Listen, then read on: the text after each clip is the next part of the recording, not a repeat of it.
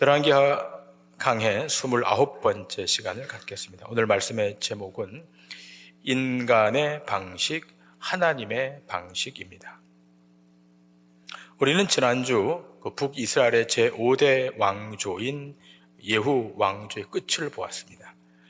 예후 왕이 북이스라엘의 10번째 왕으로 등극한 이후 여호, 아하스, 요아스, 여로보암 2세, 스가랴 왕에게 이르기까지 5대에 걸쳐서 약 100년간 왕으로 다스린 그런 왕조입니다.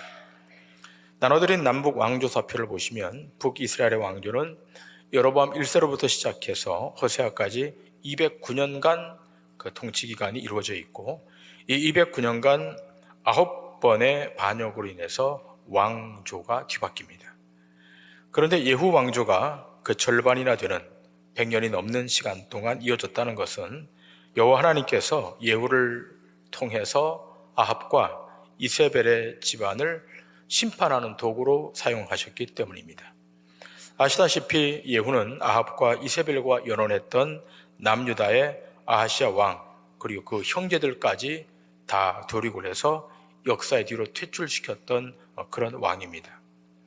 그러나 그런 예후조차도 여로보암의 죄에서 떠나지 못했다고 성경은 기록하고 있습니다.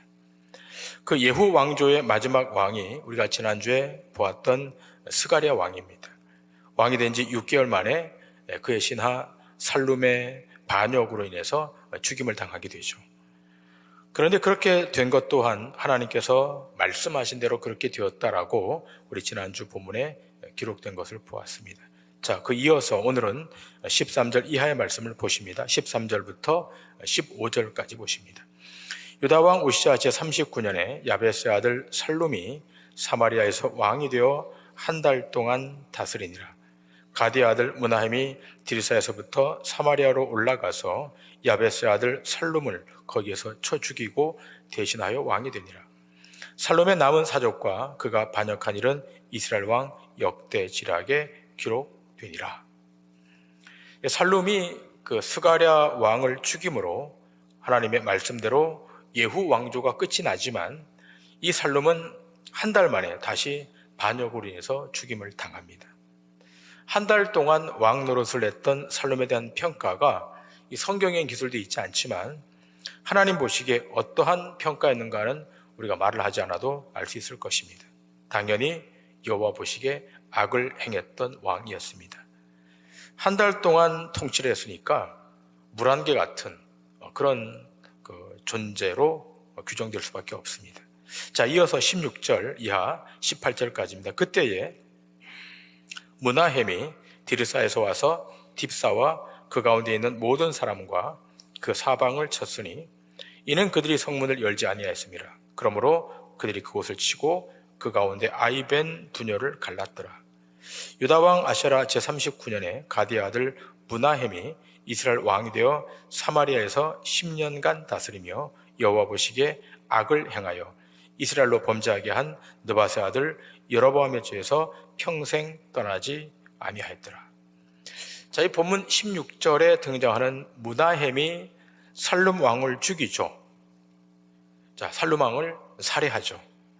자, 이때 백성들은 이 사건을 어떻게 생각했을까? 여러분, 이스라엘 역사 중에서 가장 영토가 넓었고 가장 부국강병을 이루었던 때가 여로보암 2세 때입니다. 그런데 그 아들 스가랴 왕을 6개월 만에 살룸이 살해한 거죠.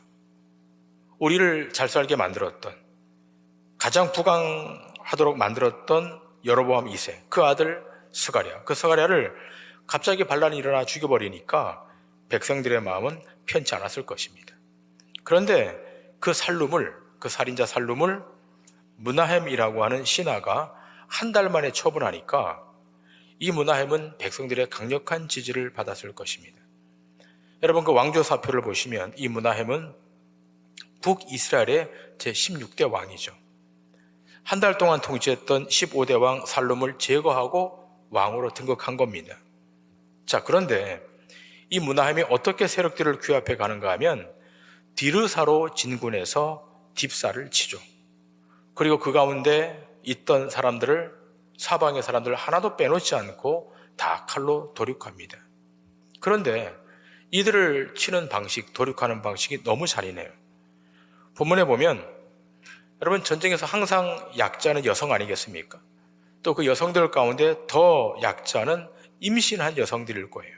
그런데 이 므나헴이 임신한 여성들의 배를 갈라요.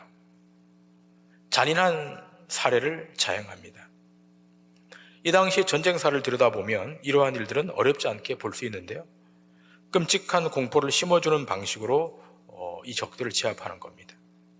이렇게 강압 공포 통치를 통한 므나헴이 북이스라엘의 제16대 왕으로 등극해서 10년을 치리하는데 그 역시 하나님 보시기에 악을 행했다라고 성경은 기록하고 있습니다. 자, 이어지는 19절 이하. 자, 그러면 이 므나헴이 어떻게 통치했을까? 19절 이하. 아수르 왕 불이 와서 그 땅을 치려하며 므나헴이 은 1000달란트를 불에게 주어서 그로 자기를 도와주게 하므로 나라를 자기 손에 굳게 세우고자 하여 그 은을 이스라엘 모든 큰 부자에게서 강탈하여 각 사람에게 은 50세겔씩 내게 하여 아수르 왕에게 주었더니 이에 아수르 왕이 되돌아가 그 땅에 머물지 아니하였더라. 므나헴의 남은 사적과 그가 행한 모든 일은 이스라엘 왕 역대지락에 기록되지 아니하였느냐. 므나헴이 그의 조상들과 함께 차고 그의 아들 부가히아가 대신하여 왕이 되니라. 자, 이렇게 지금 북이스라엘은 정적 혼란의 상태에 빠져 있었고 이 틈을 타서 아수르가 제국의 힘을 발휘하기 시작합니다. 당시 아수르 왕은 불이라고 하는 왕이었는데 북이스라엘을 치려고 이제 군사를 모집을 하는 거예요. 그러자 이 므나헴이 겁을 집어먹고 은 1000달란트를 불에게 주죠. 은 1000개가 아니라 1000달란트를 주는 거, 엄청난 돈입니다. 그런데 므나헴이 이 은을 어떻게 모으는가 하면 당시 부자들에게서 은 50세겔씩 각출해서 아수르 왕에게 바쳐서 아수르를 물러가도록 만들죠. 그러니까 이 은의 출처는 어딘가 하면 부자들에게서 강제로 각출해서 뺀 거예요. 자, 그러니까 가난한 백성들 입장에서는 이런 왕을 마다할 이유가 있겠습니까? 부자들의 주머니를 털어서 아수르에게 돈을 줘서 물러가도록 만들었으니까 일반 백성들은 강력히 지지하는 겁니다. 자, 그런데 이 므나헴 왕이 이렇게 하는 이유가 뭡니까? 여론을 등에 업고 자기 손에 나라를 굳게 세우려고 했다라고 오늘 본문 19절에 기록되어 있습니다. 자, 19절 말씀 다시 보십니다. 아수르 왕 불이 와서 그 땅을 치려하며 므나헴이 은 1000달란트를 불에게 주어서 그로 자기를 도와주게 하므로 나라를 자기 손에 굳게 세우고자 하여. 자, 우리가 주목할 대목은 나라를 자기 손에 굳게 세우고자 하여, 이 대목이에요. 나라를 자기 손에 굳게 세운다는 거죠. 여러분, 이러한 행위가 므나헴 한 명만의 문제가 아니라 오늘 우리 모두의 문제일 수 있다는 사실을 직시해야 됩니다. 여러분, 사람은 어떤 행위를 할 때 누구를 위해서 그 행위를 합니까? 자기를 위해서 하는 거죠. 사람이 어떤 행위를 할 때, 어떤 행동을 진행할 때 사실은 자기를 위해서 하는 거죠. 여러분, 부메랑을 아시지 않습니까? 쟁반같이 생기기도 했고 삼각형 모양의 새날개같이 생기기도 했고, 그런데 그 부메랑은 던지면 자기에게로 와요. 세게 던져도 던진 사람에게 오죠. 인간의 행위가 그런 겁니다. 뭔가 열심을 내고 뭔가 열정을 부려서 뭔가 한다 했는데 결국 그것은 부메랑처럼 자기에게로 오는 거죠. 모든 것이 다 자기에게 유익하도록 하는 행위라는 겁니다. 타인을 위한다고 하지만, 상대를 위한다고 하지만 결국은 자기를 위하는 것으로 귀착돼요. 여러분, 사람들이 신에게, 이름 모를 신에게 그토록 정성을 다해서 치성을 드린 이유가 무엇입니까? 나에게서 나간 지성이 그 신을 감동케 만들어서 그 신이 나에게 특별한 혜택을 주기를 바라는 마음으로 정성을 바치는 거죠. 여러분, 우리가 일을 해도 국가를 위해서 일합니까? 나를 위해서 일합니까? 국가를 위해서 일한다 그러지만 실제로는 나를 위해서 일하는 거예요. 아무리 공동체를 위해서 일하라고 해도 그렇게 못하죠. 여러분, 공동체에서 시간을 내십시오. 돈을 내십시오. 그렇게 하면 그렇게 할 수 있겠습니까? 인간은 기본적으로 자기를 위하기 때문에 함부로 시간을 낼 수 없고 함부로 거기다가 재정을 낼 수 없는 거죠. 자, 그래서 역사에서 퇴출된 이데올로기가 무엇입니까? 공산 이데올로기입니다. 인간의 욕구를 무시하는 것이 패착의 원인이죠. 자, 그렇다면 공산주의와 반대되는 자본주의, 사유재산, 곧 인간의 욕구를 인정했기 때문에 이 자본주의는 아직 살아 있습니다만, 그러나 이것도 완전하지 못한 것이기 때문에 언젠가는 수정이 불가피한 겁니다. 여러분, 지금 문화햄의 이러한 행위, 여론을 등에 업고 자기 손에 나라를 굳게 세우려고 했던 이 행위는 당시에는 절대로 통용될 수 없는 통치 방식이었어요. 당시 이스라엘 왕들은 철저히 선지자의 메시지를 들어야 했고 하나님의 뜻에 따라 통치해야만 했습니다. 그런데 문하햄이 이 방식을 외면해요. 하나님의 의중과 생각은 안중에 없고 여론 정치를 펴는 겁니다. 왜 이런 방식으로 나라를 통치해 가는 겁니까? 하나님의 간섭과 개입이 싫은 거예요. 자기가 주인이 되고 자기가 신이 되고 싶은 마음이 그 밑바탕에 깊게 깔려 있는 겁니다. 내가 다 주도하고 싶은 거죠. 하나님 간섭하지 마십시오. 하나님 개입하지 마십시오. 내가 여론을 등에 업고 국민들의 지지를 등에 업고 제가 통치하겠습니다. 이러한 문하햄의 통치도 얼마 못 가고 끝이 나죠. 본문 23절 이하의 말씀을 보십니다. 26절까지. 유다의 왕 아세라 제50년에 문하햄의 아들 부가히야가 사마리아에서 이스라엘 왕이 되어 2년간 다스리며 여호와께서 보시기에 악을 행하여 이스라엘로 범죄하게 한 느바세 아들 여로보암의 죄에서 떠나지 아니한지라. 그 장관 르말리아의 아들 베가가 반역하여 사마리아 왕궁 호이소에서 왕과 아르곱과 아리엘을 죽이되 길르앗 사람 50명과 더불어 죽이고 대신하여 왕이 되었더라. 부가히야의 남은 사적과 그가 행한 모든 일은 이스라엘 왕 역대 지략에 기록되니라. 자, 북이스라엘의 왕 16대 왕 문하햄이 죽고 그 문하햄의 아들 부가히야가 왕이 되어서 2년간 통치해요. 자, 이 2년 동안 했던 일은 그야말로 하나님 보시기에 악을 행하고 있었습니다. 느바세 아들 여로보암의 죄에서 떠나지 못했다라고 기록하고 있습니다. 자, 여로보암의 죄에서 떠나지 않았다는 것을 오늘 이 본문의 내용으로 보자면 나라를 자기의 손에서 든든히 세우려고 했던 것에 비견합니다. 여러분, 자기 방식,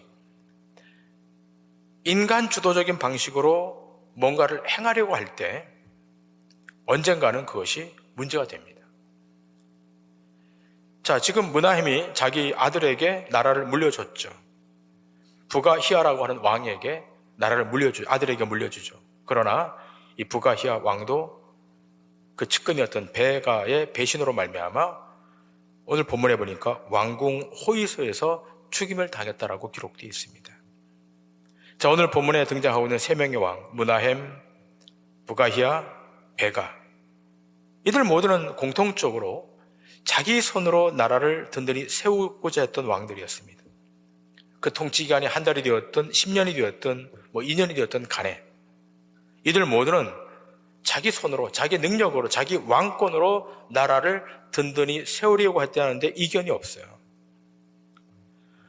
그런데 기억할 것은 나라를 자기의 손으로 굳게 하려고 하는 이것이 성경은 죄라고 지적하고 있어요. 이 대목이 중요해요. 여러분, 이스라엘 나라는 왕 자신의 손으로 운영하는 나라가 아니에요. 이스라엘 나라는 하나님이 통치하시는 하나님의 주권이 통용되는 나라예요. 이게 이스라엘 나라의 특징이에요. 그래서 선지자가 있는 것이고 제사장이 있는 것이고 왕이 있는 거예요. 선지자의 메시지를 들어야 되는 것이고 하나님 앞에 날마다 제사를 드려야 되는 거예요. 그런데 이 세 왕은 하나님의 주권, 하나님의 통치를 거부하고 자기 손으로 나라를 강대하게 만들려고 했던 거예요. 여기에 대해서 호세아 선지자가 이 왕들의 죄가 무엇인지를 신랄하게 지적하고 있습니다. 호세아서 13장 9절 이하 11절까지입니다. 이스라엘아, 내가 패망하였나니 이는 너를 도와주는 나를 대적함이니라. 전에 내가 이르기를 내게 왕과 방백들을 주소서 하였느니라. 내 모든 성읍에서 너를 구원할 자 내 왕이 이제 어디 있으며 내 재판장들이 어디 있느냐. 내가 분노함으로 내게 왕을 주고 진노함으로 패하였노라. 자, 지금 하나님이 호세아 선지자를 통해서 이스라엘 백성들이 패망하는 이유를 말씀하고 있죠.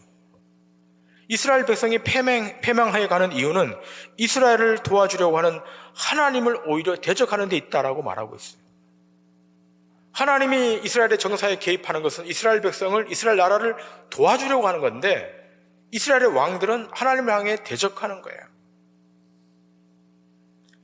이스라엘을 도와주려고 하는 하나님의 의도가 무시되고 있습니다. 그럼 어떻게 해요?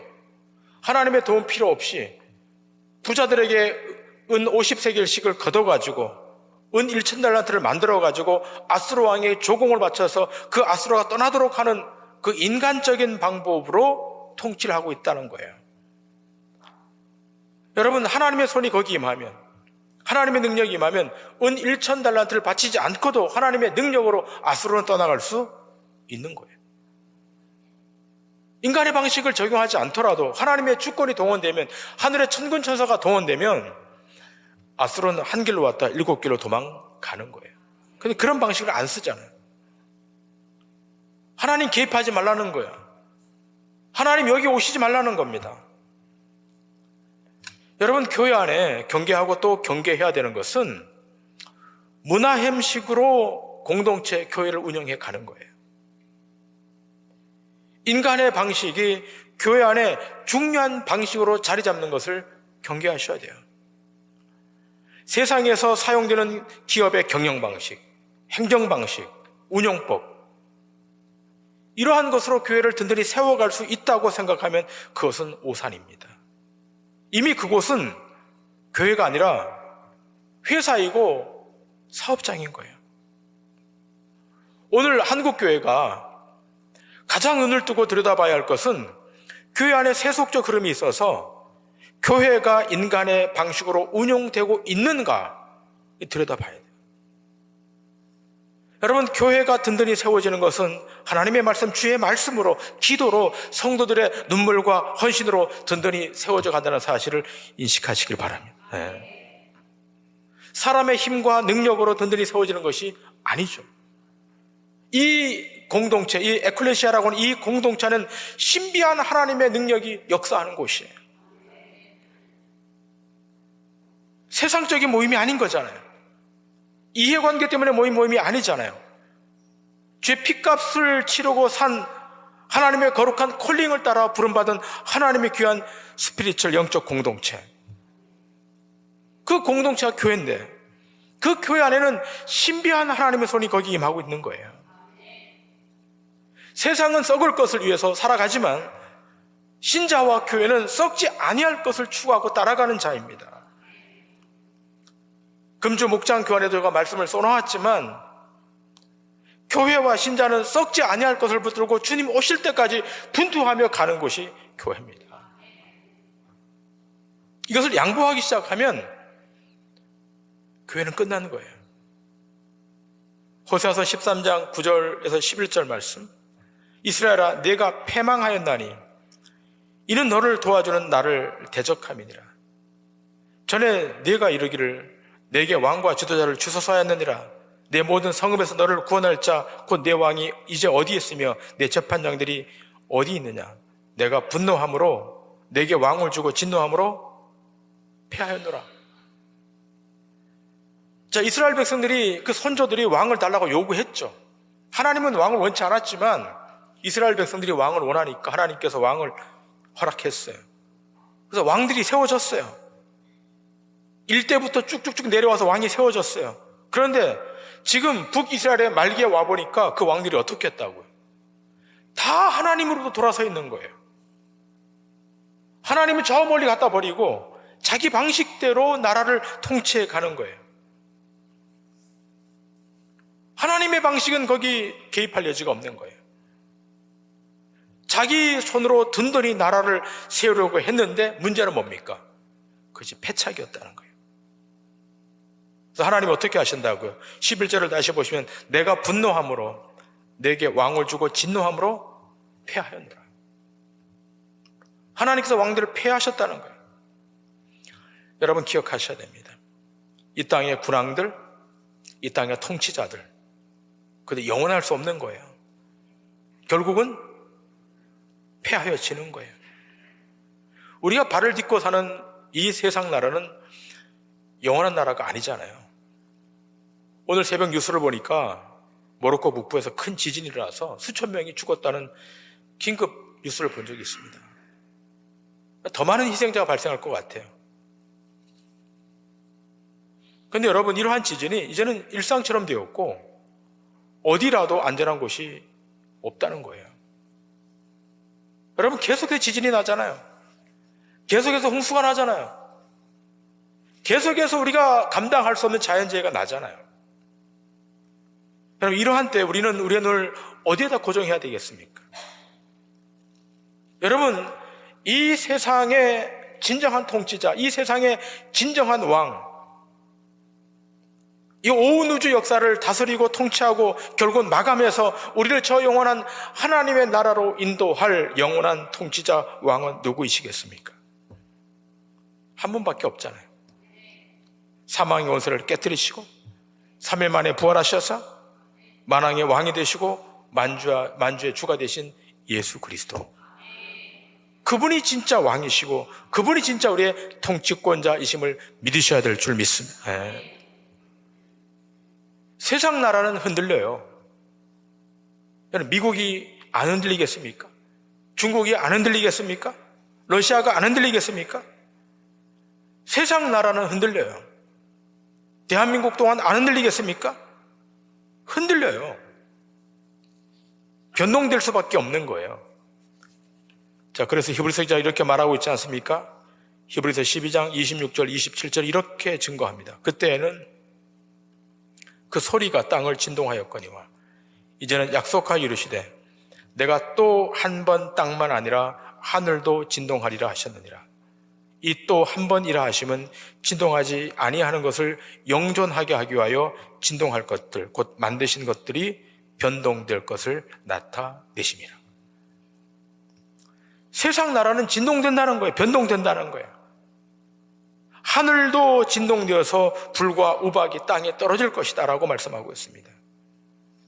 그러나 만왕의 왕이신 예수 그리스도, 그분을 의지하고 그분을 따라가는 주의 백성들에게는 어떤 나라가 주어져 있는가 하면 28절 이렇게 말하고 있지 않습니까? 그러므로 우리가 흔들리지 않는 나라를 받았은즉 은혜를 받자. 이로 말미암아 경건함과 두려움으로 하나님을 기쁘시게 섬길지니. 자, 우리가 어떤 나라를 받았습니까? 흔들리지 않는 나라를 선물로 받았다. 여러분, 신자에게는 흔들리지 않는 나라, 그 통치가 선물로 주어져 있음을 믿으셔야 될 줄 믿습니다. 누구도 침범할 수 없고 누구도 해할 수 없는 나라, 전능자 하나님이 통치하시는 나라, 그 나라가 오늘 우리에게 주어졌음을 믿는다면 오늘 우리는 세상 앞에 패하지 않을 거예요. 세상 앞에 절망하지 않을 거예요.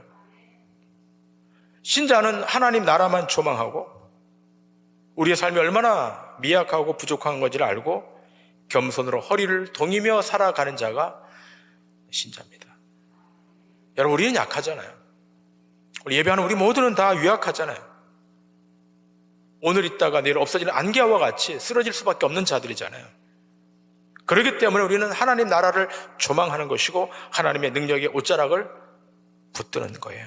시편 기자가 이렇게 말합니다. 시편 39편 4절 이하의 말씀. 여호와여, 나의 종말과 연한이 언제까지인지 알게 하사 내가 나의 연약함을 알게 하소서. 주께서 나의 날을 한 뼘 길이만큼 되게 하심에 나의 일생이 주 앞에는 없는 것 같사오니 사람은 그가 든든히 서 있는 때에도 진실로 모두가 허사뿐이니이다.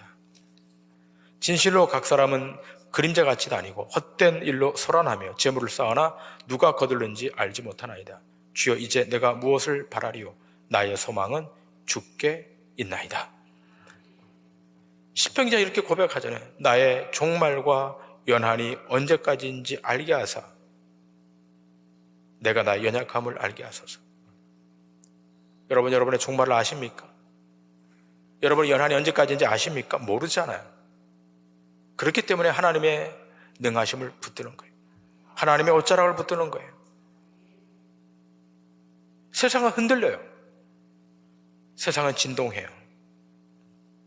근데 역설적인 것은 세상이 흔들리고 있다는 것은 성도에게 오히려 기쁜 소식입니다.